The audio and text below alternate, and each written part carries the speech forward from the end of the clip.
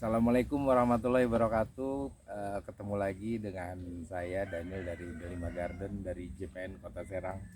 Hari ini kita kunjungan ke lokasi greenhouse-nya uh, Pak Agun Gunandar, yang lumayan sudah cukup ternama lah di Kota Serang ini. Banyak menggarap beberapa taman-taman kota di Kota Serang dan di luar kota pun sampai Jabodetabek saat ini sedang berjalan. Hari ini kita maksudnya ingin sharing-sharing tentang dunia tanaman hias yang saat ini sedang hits lah, viral seluruh dunia. Semua sedang berlomba-lomba memiliki tanaman hias yang rare, yang langka, yang membuat jadi satu kebanggaan punya tanaman hias yang langka saat ini dan harganya juga lumayan besar. Oke, langsung aja kita ngobrol-ngobrol sama ini Pak Asmara ya, dari Emirat Garden. Dari Emirat Garden, dan Pak Agun Gunandar dari Pancurmas Group. Kita pengen ngobrol-ngobrol tentang dunia tanaman hias dan apa sih progresnya para petani di Kota Serang ini untuk tanaman hias. Apa mau di lokalan aja, apa memang siap berani bersaing untuk terjun ke pasar luar negeri. Oke, Pak Agun, ini greenhouse-nya luasnya berapa? Kalau greenhouse-nya saja itu sekitar 6 kali 9 meter. 6 kali 9 meter ini udah penuh ya Pak ya? Isi greenhouse-nya ini tanamannya apa aja Pak? Isinya aroid, hampir rata-rata aroid lah. Hampir rata-rata aroid ya. Aroid itu jenisnya apa aja Pak? Jenisnya ada philodendron, ada monstera, ada epipremnum, juga ada anthurium, dan yang lain-lainnya lah. Sampai sekarang udah coba ini belum Mbak? Udah coba ada dipasarin keluar, apa masih tani dulu nih? Apa nih strateginya nih? Oh, memang greenhouse saya ini sebenarnya awalnya karena hobi ya. Jadi kita ngoleksi aja. Awalnya koleksi terus kita taniin, kita perbanyak. Tapi memang kita punya target ke depan itu kita akan coba cari pasar. Ya, memang kita ketinggalan pasar, tapi saya rasa namanya pemain tanaman itu nggak pernah ada matinya, karena kita bermain di proyek tanaman hias ya, baik tanaman proyek maupun tanaman yang hits, itu hampir rata-rata bisa dikombin sama kita. Ke proyek pun bisa. Contohnya misalkan di Banten Lama, proyek revitalisasi situs atau kawasan wisata di Banten Lama, itu saya pernah nanam monstera 100 polybag.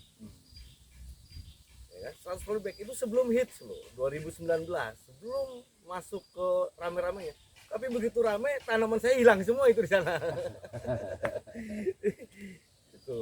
Jadi itulah target, mungkin ada tetap target ke depannya. Nah, kebetulan nih Om Agun, jadi kebetulan dari sekitar 2 minggu yang lalu kita diundang oleh Badan Karantina Cilegon bahwa di Banten ini Badan Karantina menargetkan peningkatan ekspor 3 kali lipat. Kebetulan di kita itu kan ada wadah ya, ada JPN yang menaungi seluruh petani-petani tanaman hias yang ada di Kota Serang dan Kabupaten Serang.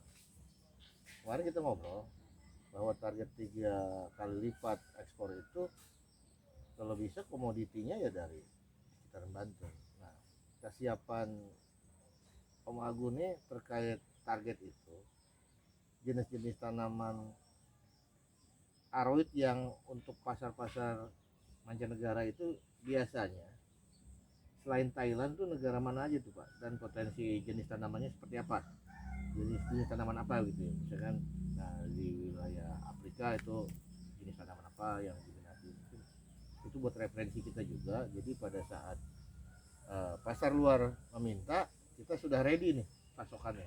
Itu bagaimana tuh?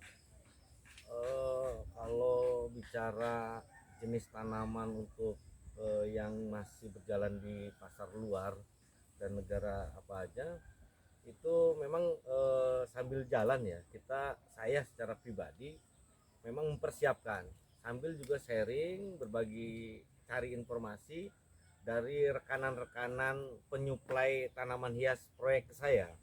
Jadi saya sambil cari target yang untuk tanaman hias ekspor itu sebenarnya apa saja. Jadi saya tanya dan sharing juga di petani-petani Ciapus, Parung, terus Cianjur ya, Cipanas, terus di Lembang juga, terus di beberapa di daerah Jawa Timur ya, Malang dan sebagainya. Itu mereka tetap terus bertani. Kalau jenis tanaman daun, kalau istilah kita itu di petani itu ada tanaman daun dan tanaman keras gitu, batang lunak atau batang keras gitu, atau main daun lah istilahnya. Nah kalau di daun itu kalau yang masih bertahan itu kan memang di jenis Monstera ya, tapi yang Varigata. Terus atau yang lainnya pun Aroid tetap bertahan, harganya itu di jenis-jenis yang Varigata apapun itu.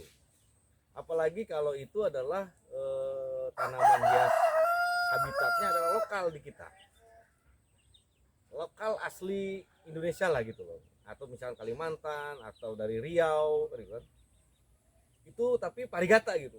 Wah itu luar biasa itu, harganya masih tetap tinggi. Yang paling tinggi itu permintaan negara mana? Ke Thailand. Thailand. Kalau yang lokal kita permintaan, tapi Varigata itu minta itu banyak Thailand.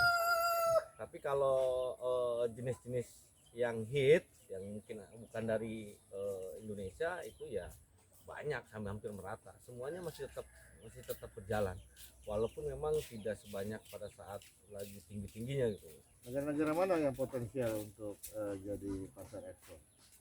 Asia masih tetap bagus kalau menurut saya, karena hampir rata-rata kawan-kawan itu tidak mau mengambil resiko.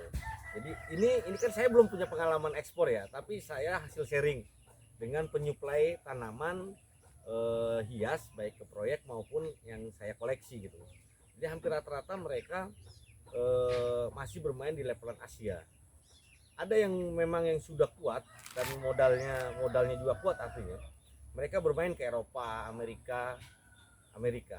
Nah kalau misalkan di daerah Arab itu tanaman proyekan, bukan tanaman aroid, tanaman proyek lah. Salah satunya misalkan di Cipanas.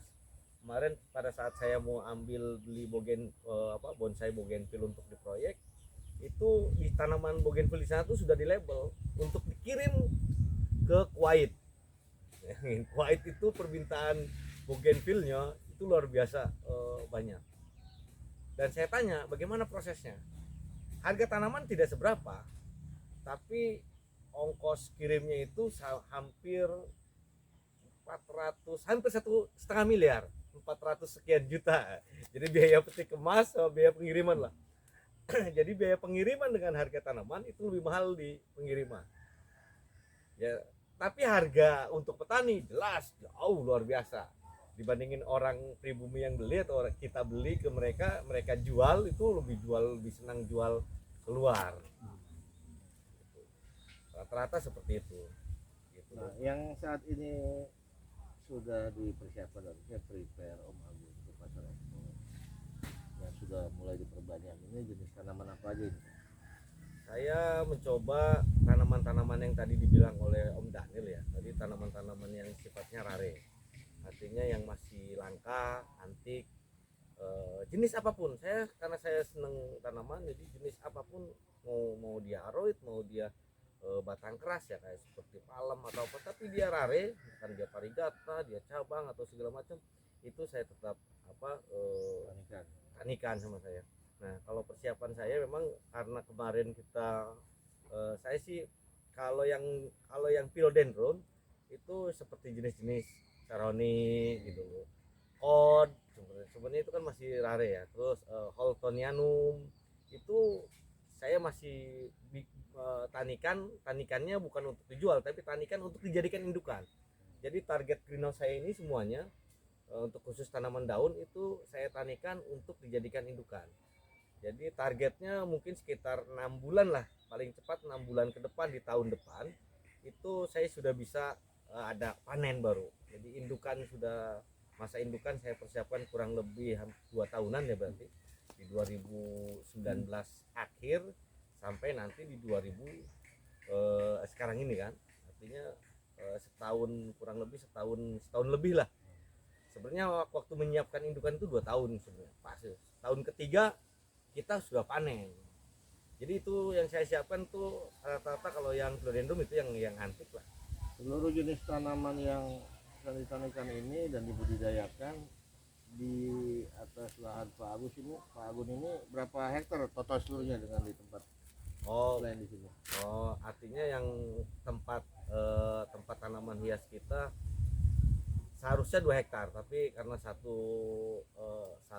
tempat blok lah kurang lebih 6.000. Paling sekarang bersisa tinggal hektaran lebih. Itu tanaman hias semua, untuk baik untuk proyekan outdoor, indoor, dan yang di sini itu ada greenhouse yang memang kita akan perluas lagi lah karena sudah padat. Sudah padat. Saking jumlahnya udah radikal membludak juga, memang tidak ideal lagi tempatnya ya, tidak representatif. Mungkin ada penambahan. Menurut Pak Agun sendiri, kita kan sudah sampai penghujung tahun nih. Kita lihat bagaimana geliat tanaman hias tahun 2020 dan 2021 ini sangat booming lah, bisa dikatakan sudah sampai puncaknya. Nah, di tahun 2022 ini menurut pandangan Om Agun seperti apa nih? Baik itu pasar lokal ataupun pasar internasional. 2022 saya tetap pemain tanaman hias itu, baik petani, penghobi dan sebagainya, semuanya masih optimis. Itu terbukti ya dengan misalkan walaupun kondisi COVID dan sudah mulai sudah membaik ya proses ekonominya dan sudah berjalan usaha-usahanya, kita penghobi ataupun kolektor ataupun pemain tanaman hias ataupun petani, dia punya rezeki, dia tetap masih beli. Pertama itu, dia tetap masih beli tanaman yang memang itu prospek. Nah, kalau pandangan saya yang tanaman yang prospeknya, saya ke arah anthurium, terutama kuping gajah atau juga mungkin ya jemani juga sangat prospek banget. Saya juga masih cari jemani parigata yang pink, cuma yang terbaru itu. Begitu juga okeri, anthurium okeri yang Blackpink, justru Blackpink ya. Yang Blackpink itu saya masih cari, dan saya ditawarin dari Karanganyar 5 pot itu ukuran 2 jari, besar daunnya 2 jari, itu 4 juta. 5 pot 4 juta, artinya harganya 800.000, itu plus ongkir. Artinya kan tinggi bener, harganya mau tinggi. Jadi pasar lokal semuanya rata-rata para pemain, para kolektor dan para petani masih tetap beli. Kalaupun penghobi yang sifatnya ngikut, yang ngekor, dia musiman ya, itu saya rasa bisa terdorong lagi dengan misalkan konsep-konsep kota-kota yang sangat fokus terhadap peduli lingkungan, misalkan go green lah. Dorong juga kalau kita ingin meningkatkan pasar lokal itu, jadi dorong dengan kebijakan dari pemerintah. Misalkan salah satunya dibuat aturan perda dalam satu kota, misalkan kota Cilegon, semua perusahaan harus ada tanaman misalnya, itu langsung bergeliat. Pasar lokal itu pasti bergeliat. Misalkan syarat mengurus izin apa oleh dinas sesuatu, di kantornya minimal 10 pot tanaman hias. Seperti misalkan di kota Tangerang pada saat itu, di zamannya sekarang jadi gubernur kan, Wahidin Halim, pada saat dia menjadi wali kota tuh begitu, didorong semua pabrik harus ada ruang terbuka dan dibikin tanaman.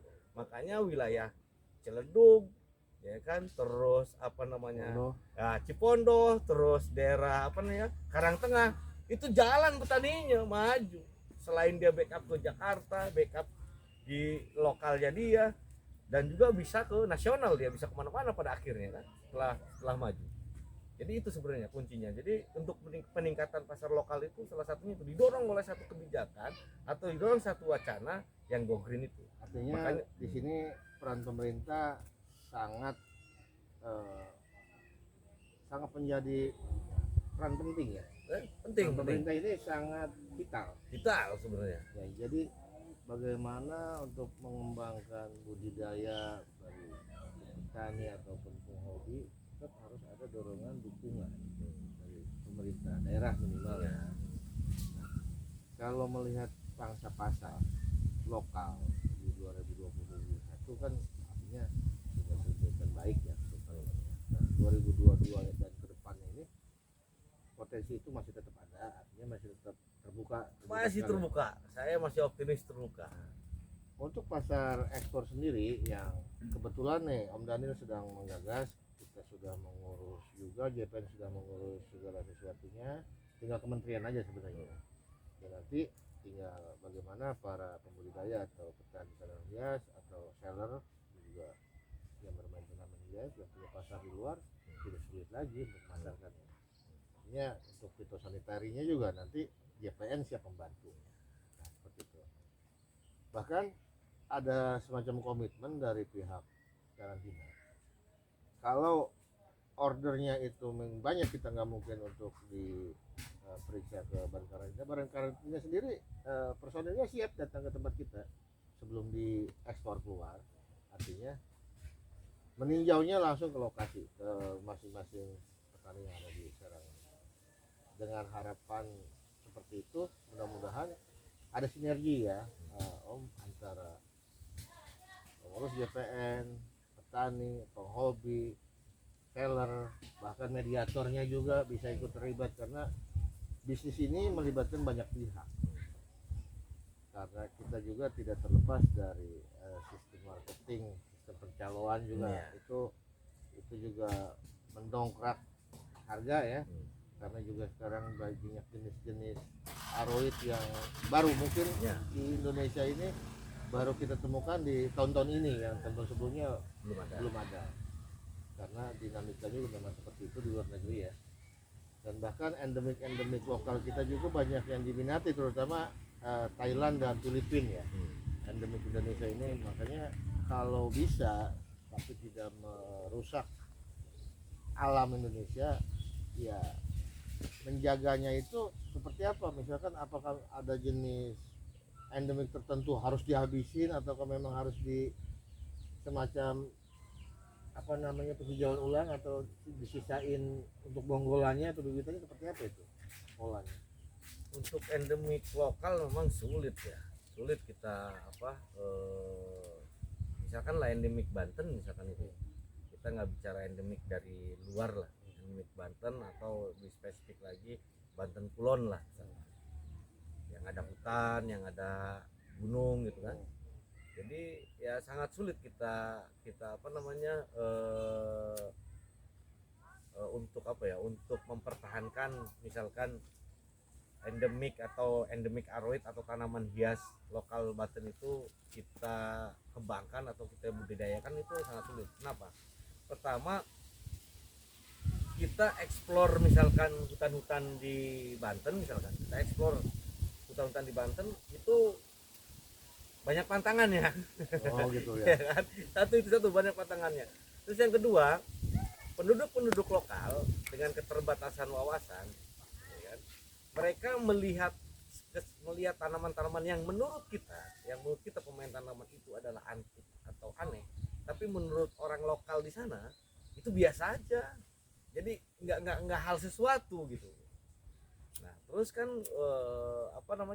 kita mau eksplor sana kadang juga sulit jadinya gitu. Jadi karena kekurangan wawasan tadi masyarakat lokal itu. Jadi kayak gini loh, misalkan saya orang asli sini nggak ngerti tanaman apa-apa, saya setiap hari naik gunung segala macam kan, ngelihat tanaman tuh biasa aja, mana ada sih laku apa enggak kan.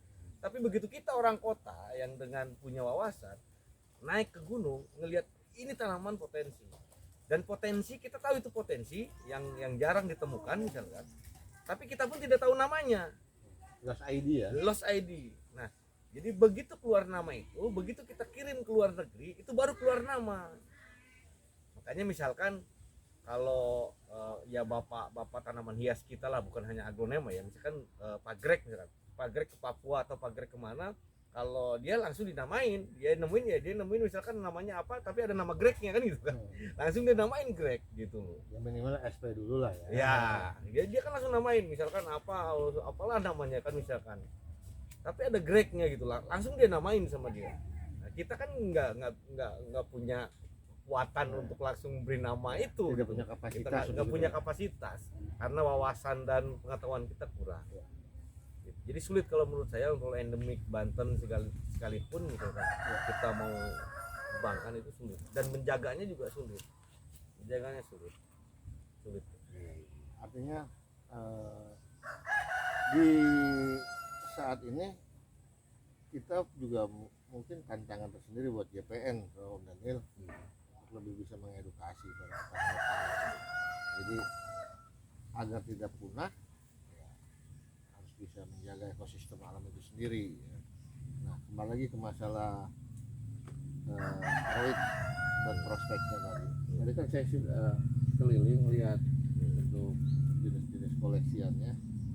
Iya, ini greenhouse-nya Pak Agun Gunandar ini isinya udah Membludak. seisi 3 greenhouse.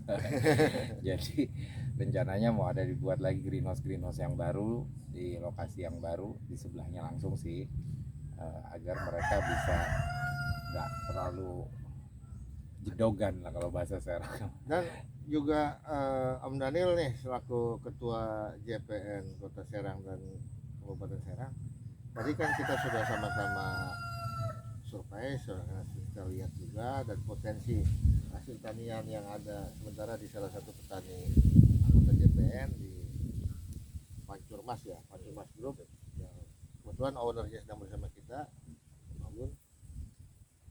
Bagaimana nih pandangan JPN sendiri terkait prospek dan juga kerjasamanya dengan para penghobi dan petani tanaman hias ini? Kalau pandangan bisnis, ini kan salah satu sebenarnya udah petani hal yang biasa ya buat kita ya. Kita memang negara petani ya. Cuma mungkin petani dulu ya. Kalau ini kita kan masuknya di kalangan milenial ya. Kalau dulu kan nggak mau ribet, nggak mau pusing, udahlah yang penting tanamannya laku gitu ya. Jadi nggak terlalu ini tentang harga ya. Antusias ya. Jadi nilai jualnya juga mereka nggak ya dapat kasarnya 50.000 juga udah alhamdulillah gitu ya. Nah, cuman dengan era teknologi ini sangat membantu petani ya untuk bisa langsung tahu, gampang banget kan, tinggal buka YouTube dia bisa tahu ini apa, ID-nya apa, harganya berapa, seperti itu. Dan pasarnya terbuka luas ya. Pasarnya terbuka luas seperti yang tadi Pak Agun bilang. Kalau sudah hobi, punya satu, pengen punya lagi, ya itu nggak akan putus, susah kalau hobi. Ya hobi apapun ya, gitu. Karena hobi itu seperti terapi ya, terapi kita gitu. Artinya JPN ini Pak Om Daniel nih sebagai ketua JPN tentu kan sudah ada komunikasi dengan Kementerian Pertanian. Mungkin ada pesan-pesan dari Bapak Menteri Pertanian untuk JPN itu seperti apa? Kalau yang kebenaran JPN ini kan baru ya, JPN ini produknya Kementerian Pertanian yang maksudnya itu agar petani yang, karena kemarin pengalaman COVID semua sektor itu lumpuh, yang jalan cuma satu, sektor pertanian ini aja, tanaman hias jalan. Apalagi tanaman hias itu harganya goib susah ya, suka-suka dia aja, dia mau jual berapa suka, ini ada yang menor, ada yang ini kan itu ya, apalagi orang bayarnya ngerasa baru kali ini lihat, wah itu udah nggak banyak ini ya. Jadi kalau pesannya sih supaya kita ini lebih terkoordinir, nggak jalan masing-masing. Jadi orang tani itu bukan cuma tani aja, udah tani terus bingung gitu ya. Itu tani ini tapi bingung gitu loh, nggak punya progres, nggak punya target gitu. Tujuannya itu biar yang kita tani ini punya tujuannya apa ya. Misalkan petani yang sekarang kan udah kebanyakan kan ribet ya, masalah persyaratan, masalah birokrasi. Sekarang itu udah nggak seserem itu gitu. Sekarang ini semua udah dipermudah, semua pintu yang urusannya untuk ekspor, terutama ekspor ya, karena Kementerian Pertanian ini sekarang gerakan 3 kali ekspor. Jadi yang kemarin kita ekspor sekali, sekarang bisa 3 kali lipat ya, harus 3 kali lipat gitu. Dan itu target dari kementerian. Jadi pesannya Pak Menteri ya, bukan cuma aparat yang lain aja yang bisa berbakti buat negara ini ya, tapi yang paling bisa lebih luas lagi ya, karena petani kita rata-rata petani gitu. Dan secara nggak langsung itu juga bisa membantu devisa negara ya. Iya, itu karena itu tadi. Jadi kalau kita mau ya sayang sama negara ini, pengen negara ini lebih maju lagi, ya kita harus bersatu, saling edukasi. Apa yang bisa kita perbuat lah, ya, seperti itu ya. Iya, gitu. Karena di Indonesia sama Thailand kan untuk komoditi tanaman hias ya, itu yang dominan. Nah, kalau di kita kan ini juga ada kayu aja bisa tumbuh ya. Gitu. Jadi kalau urusan tani, orang Indonesia nggak usah diajarin, jago dia. Jago-jago betul. Jago-jago gitu. Nah, kan Tapi sayang. perlu ya. juga nih Om, artinya mengedukasi, tidak semua pemain tanaman hias dan juga petani tanaman hias ini teredukasi dengan baik terkait sistem dan pola atau target yang tadi disampaikan. Artinya ini loh fungsi JPN seperti ini. Nah, itu juga perlu sampai ke mereka, dan mereka juga perlu teredukasi ya. Kalau kebetulan Om Agin selain petani kan dia juga pemilik PT Pancur Mas, artinya petani skala besar, artinya sudah menggarap landscape tamanan perkantoran seperti itu ya. Iya. Petani juga kan ada level-levelnya ya. Artinya untuk mendorong dan mengedukasi mereka itu tentu JPN punya kiat-kiat dong. Artinya punya strategi khusus, apalagi kan sudah sinergi dengan Badan Karantina untuk menargetkan ekspor. Itu kiat-kiatnya seperti apa itu? Kayaknya lebih ke ini ya, karena JPN itu kan artinya Jaringan Pertanian Nasional ya. Jadi ini kan di Kota Serang ya, nggak harus di Kota Serang aja ya. Jadi semua petani, tugas JPN itu mendata, mengedukasi semua petani sesuai komoditinya masing-masing,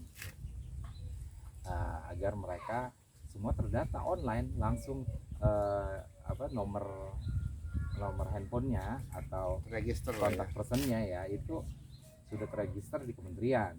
Jadi seandainya, karena ini udah G2G, seandainya ada negara lain yang membutuhkan, mereka ingin ada penghijauan di negaranya misalnya, itu kan partainya besar sekali. Nah itu nggak bisa cuma dihandle sama satu kota atau satu daerah, nggak bisa. boleh nggak ada bocoran nih mungkin dari JPN, Kementerian Pertanian, ada target sekian berapa triliun atau berapa yang untuk berusaha pasar ekspor tuh seperti gimana tuh ya, kali aja dapat bocorannya gitu ya. Ya, benar-benar. Gimana tuh? Jadi kita ikut bertani juga. Nah gitu ya. Kalau yang udah kita tahu sama-sama kan, yang kemarin kontrak 3 triliun itu ya, jadi udah importir dari negara luar sudah MOU dengan kementerian untuk melakukan ekspor bekerjasama, ekspor impor untuk komoditi tanaman hias. Nah permasalahannya kan tanaman hias ini kan jumlahnya bukan jutaan ID di Indonesia. Itu kita kalau kita punya lahan, kita mau apa ya, jenisnya contoh misalnya apa, anthurium ya, anthurium kita mau apa, taniin, itu kan perlu lahan yang luas untuk dapat 1000 pohon remajaan.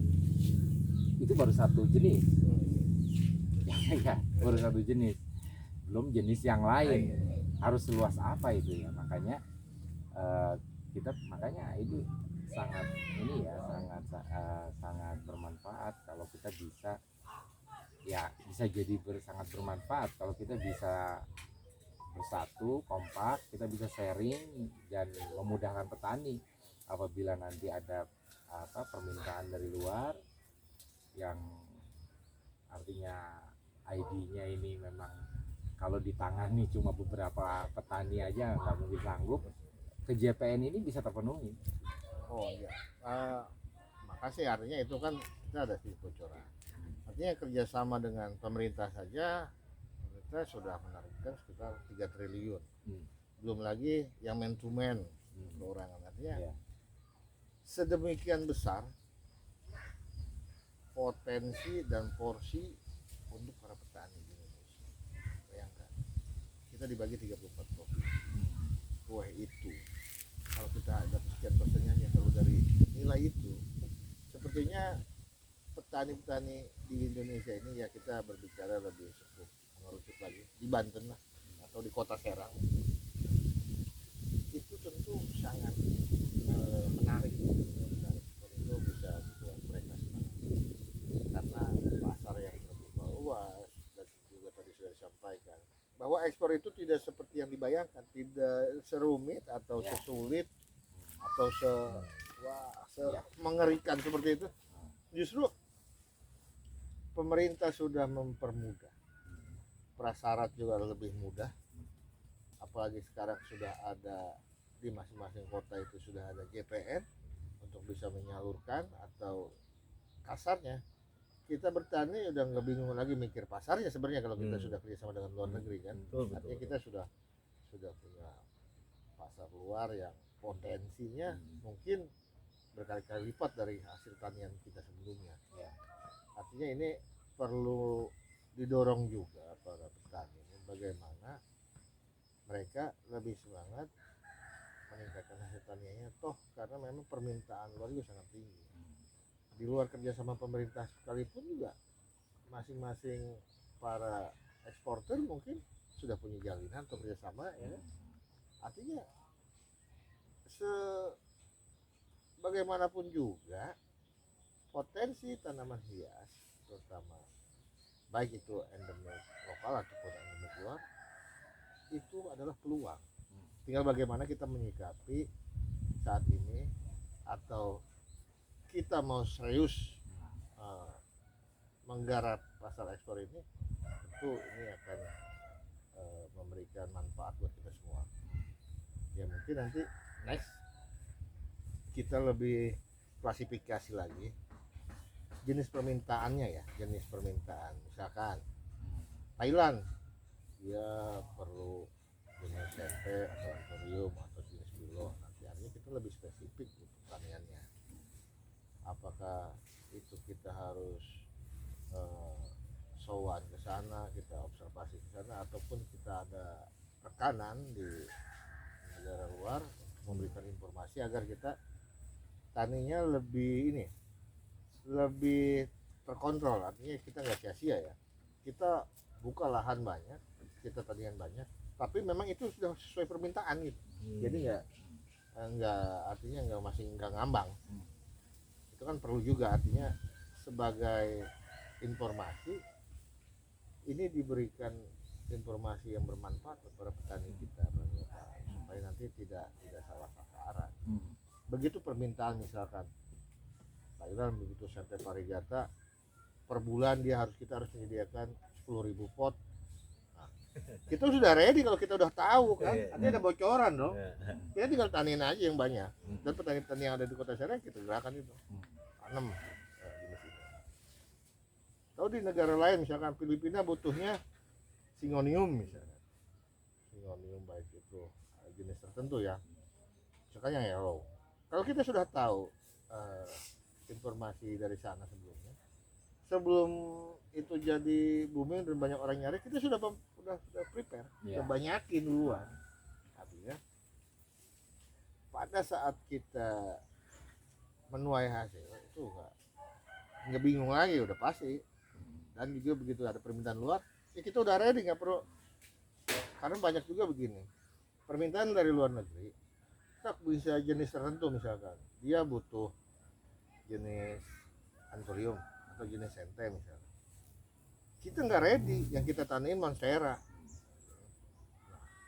kita harus nyari lagi di luar. Nah, itu juga artinya kita cost lagi. Dan kalau kita cukup nyarinya di sekitar sini, kalaupun kita beli lagi kekurangan komoditinya, bahan tanamannya, toh kesejahteraan buat para petani kita juga. Artinya mereka juga sudah prepare, dia tanamin yang next akan menjadi sesuai permintaan pasar. Dan tadi Om Agun sendiri juga, tiap negara permintaannya juga beda-beda. Kita kerjasama dengan Thailand, kita tanamin monstera, ternyata monstera juga nggak sia-sia. Misalkan negara lain masih perlu. Nah, kita juga kan harus ada jaminan. Atau gini, berpikir kebalik dari hal yang tadi. Misalkan itu bisa sisi lain, satu Om Anjas bicara tentang kebutuhan pasar yang kita tanikan. Tapi saya berpikir terbalik. Kalau petani-petani yang lama yang saya temuin, karena si petani dia petaninya senior lah tuh, dia berpikirnya seperti ini, yang dia tanikan itu. Jadi dia melihat karakter si tanamannya. Jadi dia karena dia sudah senior, paham dengan jenis-jenis karakter tanaman ya, misalkan yang parigata pun jenis tanaman apa gitu. Parigata pun kan banyak, ada albo, ada halpun, ada min, ada segala macam dan lain-lainnya. Nah, dengan keseniorannya dia itu kan parigata min luar biasa harganya. Nah, jadi yang dia tanikan adalah hal-hal yang seperti rare aja ya. Ya, bukan hanya rare, artinya gini, maksudnya gini, misalkan karakter tanaman, misalkan tadi bicara Syngonium yellow. Syngonium yellow itu kan rewelnya minta ampun. Nih, kita sebagai petani tahu ini rewelnya itu menggosongnya segala macam, ya kan? Ya artinya kan gitu kan. Nah, itu bisa sih petani, gua tani pasti Syngonium ini aja. Kenapa? Begitu dijual ke orang kan rewel, mati dan punah lagi. Dan dia tetap akan menjadi hal yang langka. Nah, si petani senior itu seperti itu, karena saking pahamnya terhadap satu jenis tanaman. Misalkan Jose Buono setiap kita tanikan, si petani senior pun kadang bisa gagal, kita potong segala macam gitu, dan banyak jadi busuk gitu kan, atau dia agak lonyot atau segala macam, ini seperti itu. Dan karena karakter kayak gitu dia tetap bertahan kan, mahal. Tapi dia punya karakter juga, yang mahal itu justru yang kecil-kecil, karena packingnya mudah, apanya mudah, yang dikirim keluar mudah gitu. Yang besar justru murah gitu. Justru misalkan standar ekspornya yang mudah packing dan sebagainya itu, misalkan ukuran remajaan lebih mahal ketimbang yang besar, yang dewasanya. Nah, itu ada juga karakter itu. Jadi justru seperti itu ya, sebenarnya yang harus kita pelajari. Betul, dinamikanya juga artinya kadang-kadang spesialisasi ya. Jadi si petani ini dia khusus anthurium aja ada artinya ya. Terlepas permintaan pasar tinggi atau enggak, pokoknya karena dia sudah bertahun-tahun dia bermain di anthurium, sampai sedetil apapun penyakit si anthurium dia tahu. Bahkan tanpa ngelihat pun udah bisa nyetek dia kan sambil ngobrol gitu, saking jagonya gitu, saking udah biasa. bahkan sekarang saya masih mencari indukan anthurium kuping gajah. Saya masih tetap beli terus terang cari anthurium kuping gajah. Karena kenapa kuping gajah? Kuping gajah hasil hibrid di kita di Indonesia itu diakui luar biasa bagus. Negara mana itu yang banyak permintaan? Hampir merata kemanapun, hampir merata. Semua negara itu ya? Semua negara kuping gajah itu hampir merata lah. Kalau termasuk Thailand pun masih dia beli juga itu. Saya juga dengar tuh. Jadi untuk Amerika Latin terutama ya, Amerika Latin itu kan mereka punya produk ya, kalau di Indonesia sih luar biasa ya, kayak Regal itu sudah sangat tinggi lah harganya, yang Lorian. pinternya petani Indonesia itu semua di hybrid. Hasil hybrid aja kita bawa lagi ke Ekuador atau ke Peru, Peru. itu harganya tinggi. Harganya lebih tinggi dari Harganya lebih tinggi. dari Padahal ori. Jadi F1. iya, F1 ya. Itu kita jual pasar lokal. Orang lokal tuh maunya yang Ori. Orian Peru atau Orian Ekuador. Tapi justru orang luar, karena kan udah bosan yang Oriannya. Iya, hibridnya. Hybridnya, Yang lain. baik itu disilangin dengan jenis-jenis yang lokalan lah ya, dengan Magnificum misalkan. tikum Atau papi.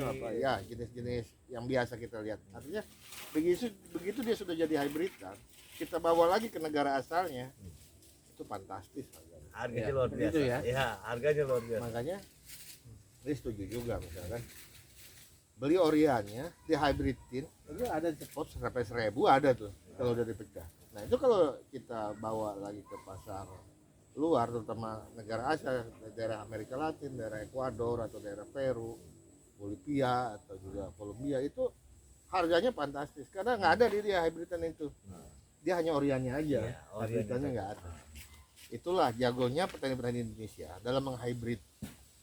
Nggak usah perlu punya nama sekelas Pak Greg Hambali. Orang petani lokal aja pada jago nggak hybrid, Iya. ya kan? Jago nggak hybrid. Justru itu yang diambil oleh petani-petani yang Iya. ternama itu. Artinya gini, Hibridannya. potensi untuk para petani lokal nggak usah khawatir. Iya, di sini kita ditawar murah hasil hybrid. Oh ini mah hybrid, nggak mau. Justru di luar hybridnya itu yang mahal. Jangan kan gitu. Kelas gedebong pisang aja bukan tanaman hias. Di Amerika harganya tinggi kok. Iya. Di kita dibuang-buangin. Di luar negeri, itu jadi seksi itu kan. Makanya harganya bagus. Apalagi kelas tanaman hias. Dia nggak punya waktu dan dia tidak alamnya, kulturnya berbeda untuk menghybrid, belum tentu bisa. Karena menghybrid tanaman itu kan nggak bisa, dia cuma punya satu indukan dan satu indukan tidak akan bareng, Iya. rumputnya tidak akan bareng. Kalau petani Indonesia kan punya banyak, jadi nggak perlu nunggu tumbuh bareng, ya salah satu pasti ada yang barengan lah, yang ori dengan Iya. yang akan dihybridkan. Jadi orang luar tuh akan sulit punya hybridan. Hanya orang Indonesia punya hybridan. Thailand pun mengakui kalau hybridan Indonesia mah Luar biasa. luar biasa, jago-jago emang hybridnya. Jadi justru kita di sini mencari yang ori dan hybrid di Banas sebelah mata. Justru terbalik orang luar negeri. Hybridannya. Tuh, kayak tadi kan banyak saya lihat Romagun ini punya hybridan, banyaknya hybridan. Nah itu justru pasar luar bagus yang seperti itu. Nah, kalau kita lihat lagi prospek, kembali ke soal prospek, pasti memang prospek itu nggak ada matinya ya. Ya, Apalagi ada support pemerintah dan Ya. triliun, dan juga itu masih di luar kerjasama G2G, artinya government dan government, pemerintah dan pemerintah antar negara. Kita bisa seller antar seller, ya kan? Bisa, Kita bisa antar itu nur salah sharing. satu pentingnya kita kunjungan ke Thailand misalkan satu jari. Jadi dia yang minta ke kita. Itu seller to seller itu kan. Ya. Nah, potensi itu kan bisa. Kita mau yang pakai yang prospek tadi G2G, yang pemerintah dan pemerintah memenuhi kuota ekspornya, atau kita juga mau antar seller, antar nursery kita kerjasama gitu kan. Artinya saat ini jenis tanaman hias ya nggak ada matinya. Walaupun meredup, ya meredup untuk jenis-jenis tertentu ya. Tapi kan jenis-jenis lain masih bertahan, apalagi jenis variegataan gitu. Harganya tetap lumayan lah, tetap masih nggak semua orang punya lah gitu kan. Yang variegataan. Nah, kita ini kan memang saat ini lagi didorong akan jadi seleksi alam, mana yang tetap konsisten, mana yang tadi tidak ikut-ikutan ya. Kalau yang tetap konsisten ya sebelum booming mereka sudah main. Iya. Adapun sekarang 2020-2021 booming ya itu bonus lah. Dan jadi kalaupun next 2022-2023 gaungnya tidak seperti tahun 2020 dan 2021 ya, tapi kan mereka tetap eksis, artinya mereka tetap punya pasar. Terus sebelum booming juga dia udah punya pasar seperti itu. Ya mungkin saat ini nanti kita lanjut ya ke pembahasan yang lebih dalam ya Pak Agun. Karena tadi kita udah sampai ke per ID, kita sudah harus bahas per ID karena hasil karyanya sudah kita lihat juga dan potensi-potensinya seperti itu. Tinggal nanti kita akan lebih kerucutkan lagi permasalahannya, problem kita apa, target kita apa, dan nanti sasaran kita apa. Karena JPN sudah membuka keran dengan badan karantina dan juga dengan pihak kementerian bahwa peningkatan ekspor ini adalah bukan target kita sebenarnya, target pemerintah sendiri. Jadi kita bisa masuk di situ. Mudah-mudahan ini menjadi sarana atau menjadi peluang yang bagus buat para penghobi, petani dan juga petani media. Begitu aja. Nanti Pak Daniel bisa berkomunikasi secara intens dengan para penghobi, dan juga terima kasih kita sudah diterima di PT Pancurmas Group ya. Mudah-mudahan sukses terus buat amin, terima kasih Pancurmas Group agar lebih mantap meningkatkan hasil pertaniannya. Nanti sambil kita mungkin masuk ya keliling sebentar ya, biar tahu ya. Oke. Jadi kita lihat-lihat yuk isinya greenhouse-nya Pancurmas itu isinya apa aja. Oke. Biar kita lihat dulu yuk.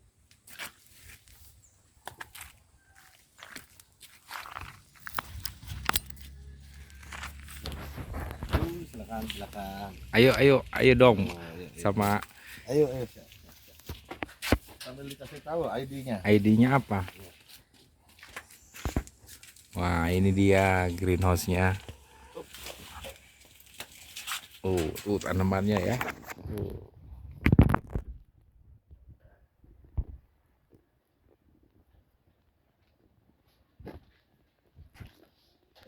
Ya. Hampir rata-rata aroid, ada Warsuaseji, ada apa ini Epipinum, terus ada juga Anthurium ya, ada Papillaminium hybrid. Bawahnya juga banyak tuh. Ini uang semua di bawah nih. Berserakan. Ini juga ada Garuda. Nah, ini Garuda. Rata-rata.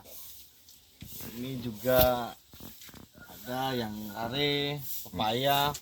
Ini hibrid karya yang sudah internasional dari Pak Haji Uli Ciapus, namanya S of Spides Ahu. Terus ini ada black kuping gajah yang hitam lah. Ini deseleri, tapi dia agak hitam. Deselerinya hitam. Kalau ini agak pudar, deselerinya warnanya agak pudar. Ada yang bilang Hopmani. Ada PCI juga, tapi PCI juga hibrid. Kalau ini kayaknya KW sih, KW 1 tapi bukan yang Nero. Oh iya, masih kupingnya masih belum rapat ya. Ya. Yang lainnya PCI-nya hibrid. Apa lagi tuh, Pak? Ini ada Chamberlain. Saya punya indukannya cuma satu, Chamberlain nii. Oh, nih Chamberlain. Chamberlain nii. Tuh daun mudanya hitam kemerahan. Semuanya hampir rata-rata Anthurium, kilo. Tuh yang atas apa? Hukeri bukan? Yang atas ada gelombang cinta, parigata, dan ada juga apa Jemani parigata.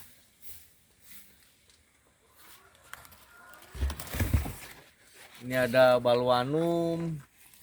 Balwanumnya. Kan? Batangnya harus gede gini. Ini ada Velvet Moira, Anthurium Velvet Moira. Waduh, banyak ininya. Velvet Moira.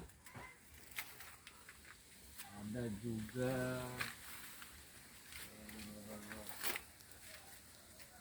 ini lagi ada Philodendron, ini ada Melanophyllum.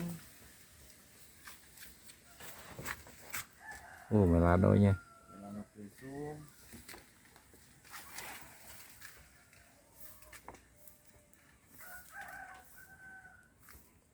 Ini apa nih Pak? Ini regale Oh, regale. Ekuador. Regale Ekuador. Ini juga rare nih. Ini Anthurium Baryonsa balense. Baryonsa balense. Ini juga ada kuping gajah Forgeti eye. Ori nih ya? Rare. Kayaknya hybrid. masih hybrid juga hybrid. Terus ada juga apa namanya Monstera janda bolong. Nah, ini janda bolong Far. lokal Parigata. Oh, janda bolong. Janda bolong lokal Parigata.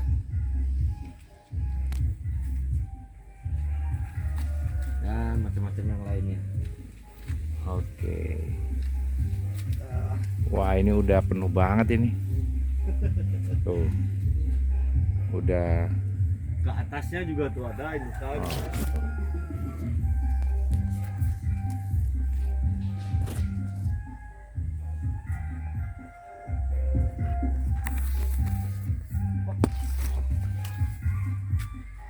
Oke. Ini mah apa namanya? Magnificum verde itu loh. Tampar ya? Bukan. Oh iya.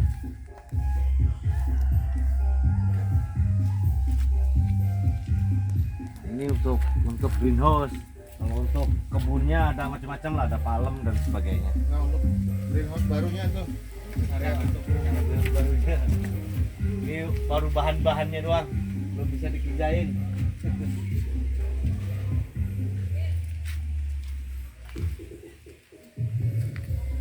Wah, ini bibitan nih, siap. Tuh yang udah dibuka sungkupnya tuh yang apa itu Anthurium gelombang cinta Parigata.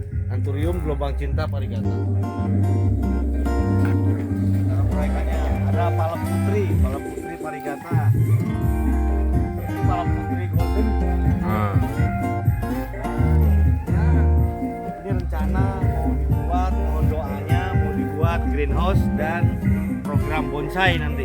Oh, oke. Di sini ya Pak ya? Ya.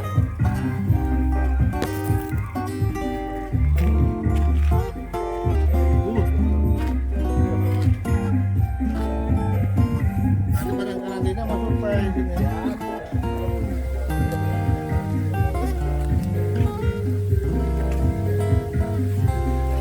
Oke, baik. Teman-teman pecinta tanaman hias se-Indonesia, sekian liputan kami di PT Pancur Mas.